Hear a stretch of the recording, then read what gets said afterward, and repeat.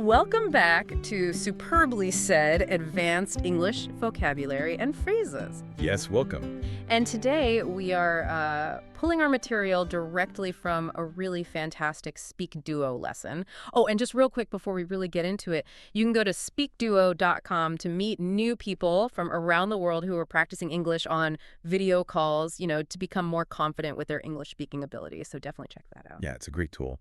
And speaking of getting confident, today's session is specifically designed for advanced English learners. Right. So we are just jumping straight into the idioms today. No unnecessary banter. We're looking at 8 expressions for professional high-stakes environments. Okay, let's unpack this because strategy is like everything in the workplace. And it's actually fascinating how many advanced English idioms come straight from games of chance. Oh, for sure. But, in a professional setting, they're about calculated strategy, not luck.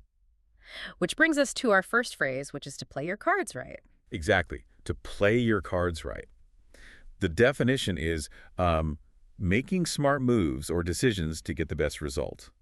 But the nuance here is really important. Right, because it's not just about winning. Exactly. Think about a literal game of cards. You don't control the hand you're dealt, right? You only control how you play it.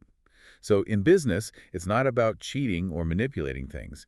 It's about careful, strategic planning. Making the most of what you have. Yeah, exactly. So say you're taking an IELTS exam, maybe part 2, and you have to talk about achieving a goal. You could say, if I manage the project carefully and meet every deadline, I can play my cards right and earn the promotion by the end of the year. That is a perfect contextual example. And to really understand it, let's compare it to a different phrase. Yeah. Like playing it by ear. Oh, yeah. That's entirely different. Right. If you play something by ear, you are improvising. You're just making it up as you go. Okay.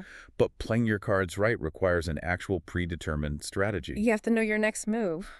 But, okay, what if you're playing your cards right, but someone else is faking their hand? Yeah. Like, you have a coworker who confidently says they can finish a massive job in one day. Which leads perfectly into our second idiom, to call someone's bluff. Okay, break that down for us. Well, it means challenging someone to prove they are telling the truth or can actually do what they claim. In poker, if someone is bluffing, they're pretending to have a winning hand. Right. Calling their bluff means you force them to show their cards. So in that office scenario with the coworker, you call their bluff by just asking to see a detailed schedule. Or if someone claims they know a big supplier, you ask for a name. And suddenly, they can't provide it. I have a question about that, though. Like, isn't calling a bluff aggressively confrontational in an office? It can sound that way, right? Yeah, like you're calling someone a liar to their face. Well, that's where the advanced nuance comes in. There's a big difference between calling someone out and calling someone's bluff. Oh. If you call someone out, you are directly accusing them. It's aggressive. But calling a bluff is about holding people accountable to their claims without necessarily starting a fight. You're just politely saying, oh, wow, prove it. Right.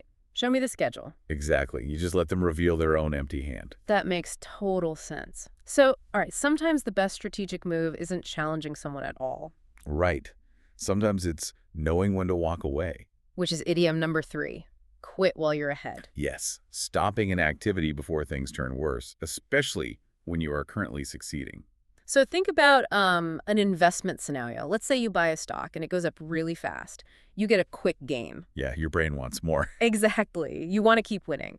But quitting while you're ahead would be selling that investment right then instead of risking a loss because you got greedy. Right, fighting that gambler's fallacy. And we can compare this to cutting your losses. Oh, that's a good comparison. Yeah, because you cut your losses when you're losing and you want to stop the bleeding. You quit while you're ahead when you are winning.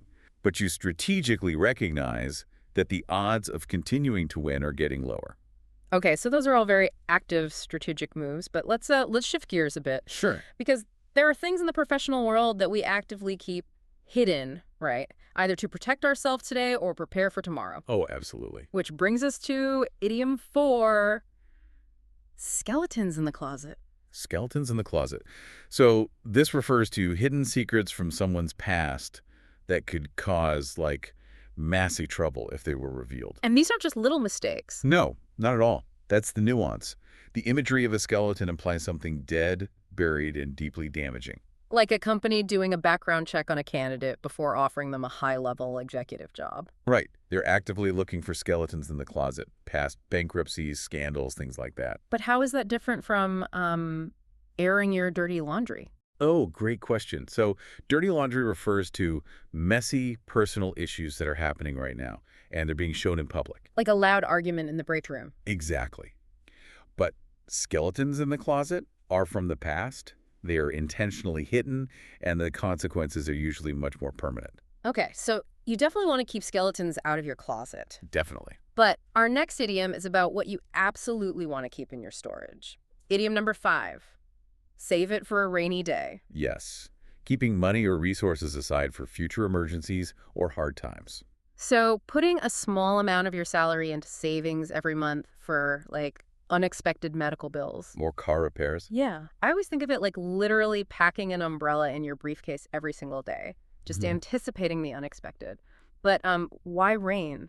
Well, it actually goes back to the agrarian roots of the English language. Oh, interesting. Yeah, before the Industrial Revolution, if it rained heavily, you literally couldn't work the fields. No work meant no pay. So a rainy day meant a day you couldn't survive unless you had saved up beforehand. Wow, I never thought of that. Well, wait, what's the difference between saving for a rainy day and, like, building a nest egg? They are super similar, but building a nest egg is an offensive strategy. It's money saved for a specific positive goal. Like buying a house. Right. Saving for a rainy day is defensive. It's a buffer against negative things you didn't see coming. Okay, that makes perfect sense. But, even with the best strategies and all the savings in the world, situations just inevitably become tense. They really do. Which brings us to our third segment. Pressure, time, and human dynamics. Starting with idiom 6.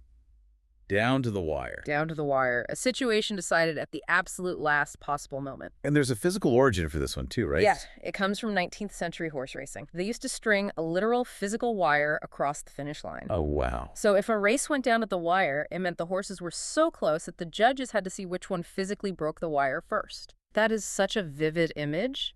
And I feel like anyone taking an academic test or applying to school knows this feeling, like submitting a university application just before the midnight deadline. Or tense contract talks where both sides finally agree at the absolute last second. Right. But how does that compare to doing something at the 11th hour? Subtle but important difference. Yeah. Doing something at the 11th hour means you waited until the last minute. It implies procrastination. Oh, so it's your fault. Right. But down to the wire implies a tense struggle that just couldn't be resolved any earlier. It's external tension, not personal laziness. Got it. And when teams are working down to the wire, it's so easy to overlook the people who are actually helping you. Which is idiom 7. Yeah. Take someone for granted. Yeah. Failing to appreciate someone because you just assume they will always be there or always help. Like an employee who always stays late and helps out, but eventually feels so unappreciated they have to talk to their manager to set limits. Exactly. That's why a lot of competent people quit. Yeah. But we should contrast this with taking advantage of someone. Right, because taking advantage sounds much worse. It is. Taking advantage is malicious. You are actively exploiting someone. Taking someone for granted is passive. It's just assuming they'll be there without really thinking about it. Wow. Yeah. Well, all of this pressure, deadlines, responsibilities, it can lead to our final idiom, number 8, get cold feet. Yes. Becoming nervous and reconsidering a planned action right before it happens. And this is another one with a really literal physical origin. The fight or flight response. Exactly. When you panic, the blood literally rushes away from your extremities to protect your core organs, so your feet actually get cold. Right. So getting cold feet before a major presentation or a first job interview and almost canceling because of the nerves, but hopefully you prepare extra and do it anyway. And this is different from having second thoughts, right? Completely. Having second thoughts is logical. You get more information and reconsider. Getting cold feet is entirely emotional. It's just pure fear right before the big event. Well, we have covered a lot of ground today. 8 incredibly useful idioms. Yeah, so now it is time for the superbly said quiz. All right, I'm ready. So I will state the idiom and then read option A, option B, and option C verbatim. And for you listening, I'll remind you to pause the audio if you need a second to think before we reveal the answer. Perfect. Let's do it. Question 1. What is the best definition for the expression, to play your cards right? Option A. To successfully make highly intelligent strategic moves or carefully planned decisions to obtain an optimal outcome. Option B. To aggressively challenge a deeply stubborn opponent directly during a highly complicated professional card tournament. Option C. To carefully shuffle and perfectly accurately distribute essential physical items among several team members equitably. Okay, feel free to pause the podcast here if you need to think about the answer. For me, B and C are too literal about cards, so it has to be option A. You are correct. Option A. To play your cards right. Remember our example of earning the promotion by managing the project carefully. That's exactly it. Awesome. Hit me with the next one. Question 2.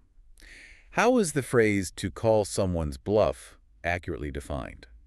Option A. To completely physically intimidate an extremely loud competitor directly before a highly massive sports championship.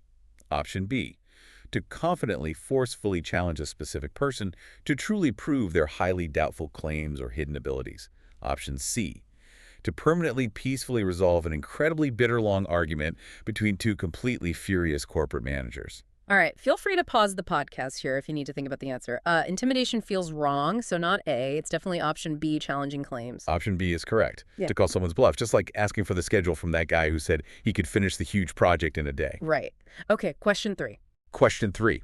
If someone is advised to quit while you're ahead, what exactly are they doing? Option A. To completely physically accelerate an incredibly heavy commercial vehicle down a remarkably steep and dangerous slope. Option B. To aggressively, proudly, constantly boast about your own personal, significant early achievements within the local press. Option C. To wisely, successfully stop a certain activity right before things truly turn bad while you are currently succeeding. Feel free to pause the podcast here if you need to think about the answer. Obviously, it's not the commercial vehicle one, so option C, stepping away while winning. Correct. Option C. Quit while you're ahead.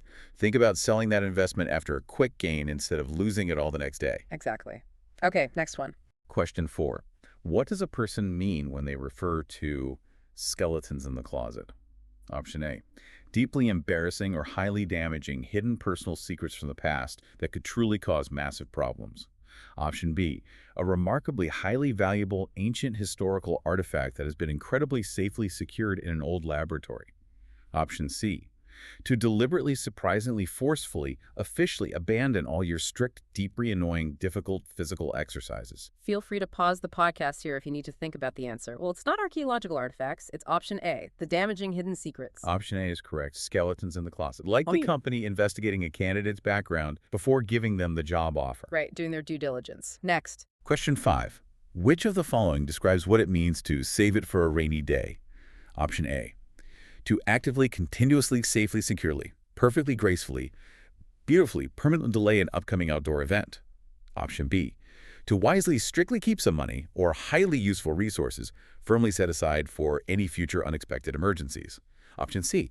To rapidly, safely, securely, practically, intentionally, cleanly, strictly, completely, strongly repair a severely broken roof. Feel free to pause the podcast here if you need to think about the answer. We know it's not literally about weather or roofs, so option B. Keeping resources set aside. Yes, option B, save it for a rainy day, like setting aside salary for medical bills or car repairs. Defensive strategy. Love it. What's number 6? Question 6. What occurs when a situation comes down to the wire? Option A. To deliberately, deeply, actively, thoroughly, fully comprehensively, safely, confidently, and completely secure all fences. Option B. To safely, quickly, efficiently, powerfully, carefully, accurately, effectively, strictly, perfectly repair an engine. Option C. A highly tense, complex, challenging situation that is fully, completely decided at the absolute very last possible moment. Feel free to pause the podcast here if you need to think about the answer. So the horse racing example gives this away. It's option C, decided at the last possible moment. Option C is correct. Down the wire, just like that university application submitted right at the midnight deadline. The panic. Okay, 2 left. Question 7. What does it mean if you happen to take someone for granted? Option A. To sadly, completely fail to truly appreciate a loyal person because you fully assume they will always be there to help. Option B.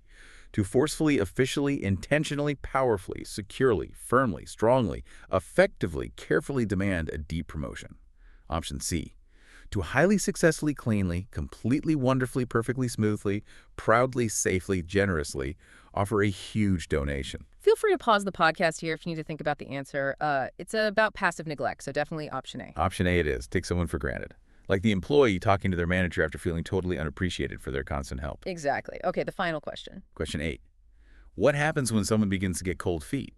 Option A. To completely physically terribly, unfortunately, suffer from a surprisingly highly sudden drop in ambient temperatures. Option B. To suddenly surprisingly become incredibly deeply nervous and entirely reconsider a big planned action before it occurs. Option C. To proudly, confidently, naturally cancelism. Feel free to pause the podcast here if you need to think about the answer.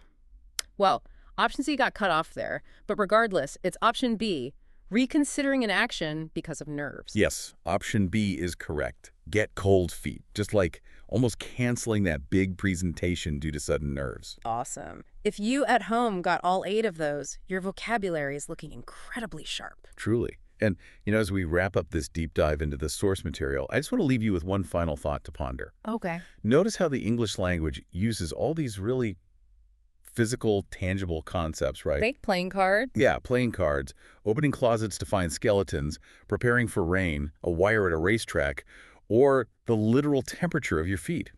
It uses all of these to describe highly complex psychological states in the workplace. Oh, that's such a good point. Right. Understanding these idioms doesn't just improve your vocabulary, it actually gives you a cultural map of how English speakers view pressure, risk, and human relationships. I really love that perspective. It makes the language feel so much more alive. Well, keep practicing those hands you've been